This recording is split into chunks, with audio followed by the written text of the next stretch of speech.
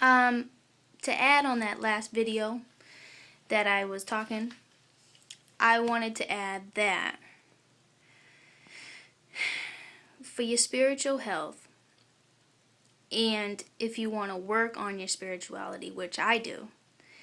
Now, as I mentioned before, you definitely want to work on pineal gland activation with that type of meditation, and I'm sure you could find one, but they say it's best to do it without music and without a guided meditation. It's kind of like your own journey, and it makes it a little bit harder because you don't have that guidedness, but you have the guidedness before you go into it that says, oh, you should do this when you do that and stuff like that. And I also was like, how should I come out of this meditate? Once I go through the little wormhole and stuff like that and go through the procedure, how should I come out? So I YouTubed that, and I found this guy, I forget his name, so excuse me, but he was like, it's almost like when you wake up and you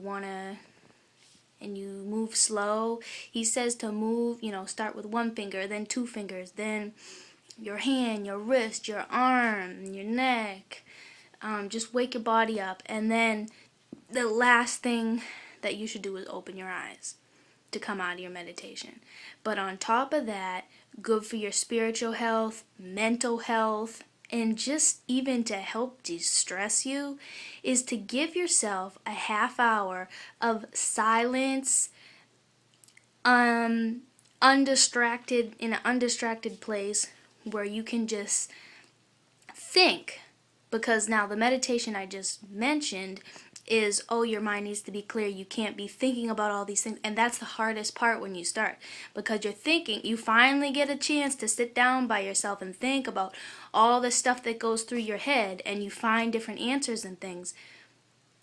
But in order to get to the pineal gland, it's even best to, before you go into that, spend a half hour thinking, letting all those thoughts go until you're like, okay, I'm done thinking. Or you're just like, oh, I don't have enough time, so 30 minutes, all right, I'm done. But they also say to do the pineal gland meditation in like one sitting. You can do it as many times as you want, but at least once a day is recommended. And it's recommended that you do however old you are.